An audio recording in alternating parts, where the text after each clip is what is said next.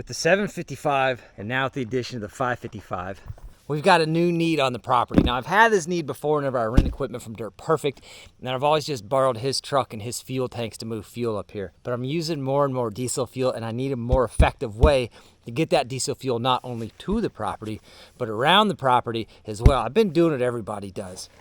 Using the old 5-gallon yellow cans. I got 2 of them. I do 10 gallons at a time, and that got me by, but man, with the 555, it really got time consuming.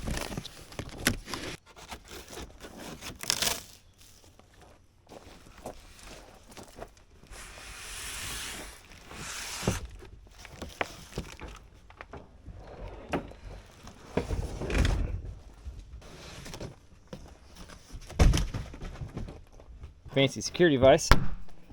Here we go. Very nice. So this is going to be a new way for me to move diesel fuel, not only to the property, like I said, but around the property. And there's a few things I considered before going with this style, and I'll talk about it a little bit. Now, they do offer a 58-gallon and a 116-gallon. I went with the 58 for some pretty good reasons. At least works better for me. Number one is obviously I wanted this to fit in the back of the truck. Now, I did look at steel tanks, and I don't know if you've priced steel tanks lately, but they're crazy. They're outrageous for what they want for a steel tank, let alone the pump to go with that tank. They're the reason I went with this style for this Vevor, however you pronounce it. It's an Amazon special. Fuel tank, the 58 versus the 116 is just flat out the weight of the fuel and the fact that I'm going to be lifting it and moving it around with the 755. For the 70 loader on the 755, the lift capacity is rated 700 pounds at the pins, not at the tip, not in the middle of the forks. At the pins, it's rated at 700 pounds. 58 gallons, about 8 pounds a gallon for diesel. Puts me at a fairly comfortable weight to move this around the property. And I'm kind of curious, we're gonna go down and fill it here in a minute and see how the tractor does handle it. I know what you're thinking. You don't have to fill it full, Mike. You don't want to have to do that if you don't want. You could have put it in the back of the pickup truck, filled 116 gallons, hauled it up here, pumped it off to what you wanted to pump it off to.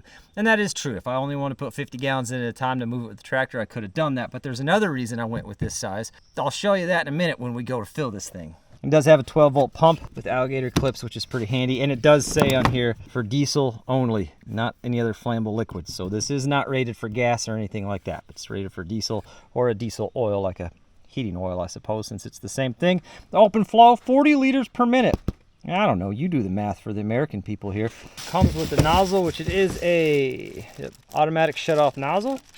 I don't know if we'll be testing that today. Oh, and a very heavy-duty lock. Now that probably won't get used. All right, now she started. Maybe I'll just give her a few whoop-de-doos.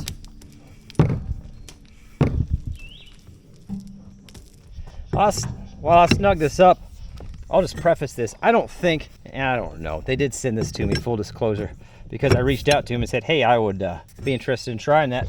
And they said, give me your address. So I did. But just looking it over, and this wasn't my intention, so I'm fine with it.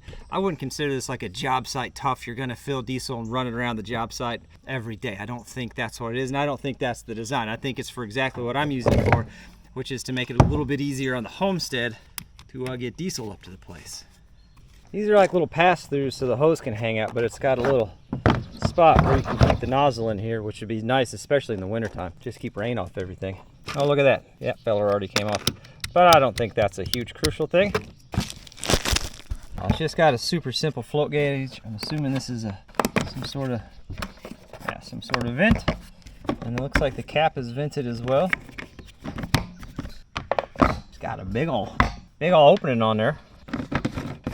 The only thing that doesn't come with it, I will probably add at some point in the future, is a filter.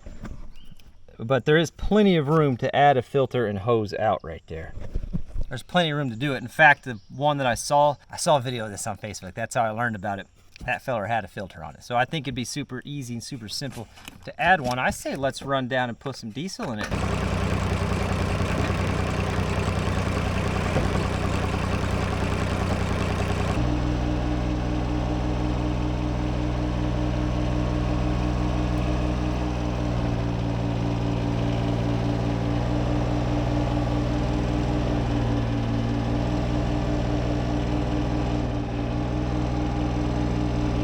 it fits in the back of that side-by-side really well. And I was looking at the dimensions on the 116, it looked a little bit big for that.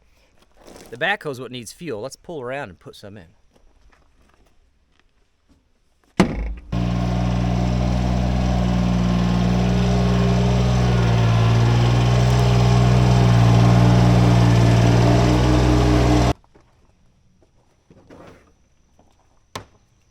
So this is another one of the big reasons I didn't want a steel tank in the truck or something like that permanently mounted. I want something I can move around. You guys know me if you watch me on the main channel.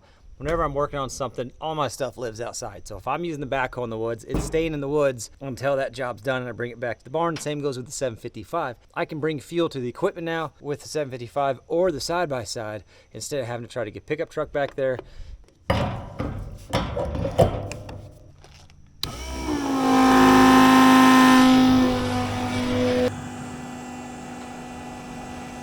I wish it was red, but they don't have that here. Old Bones takes 20 gallons pretty dang quick.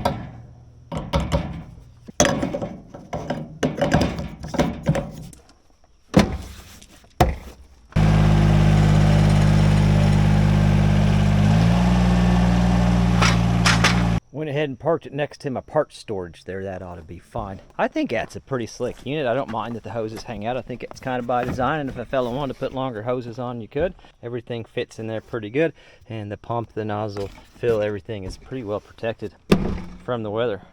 That's what we call a game changer for the homestead.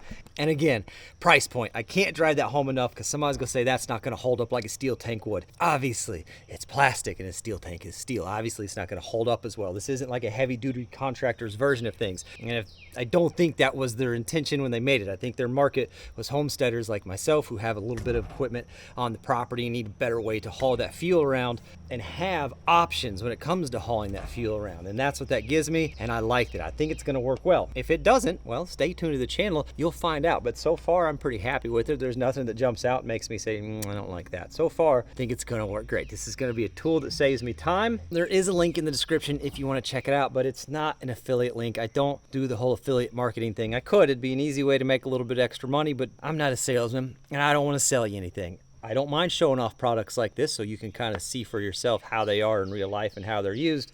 But I ain't gonna sell you anything, and I'm not gonna make a dime off of my opinion. That's just you watching it and enjoying the video, hopefully. If you guys are enjoying this little spin-off, I hope you're enjoying it if you're watching it, wherever you are watching it. I just hope you're enjoying whatever it is you're doing. That's it. You want a fancy outro? Here you go.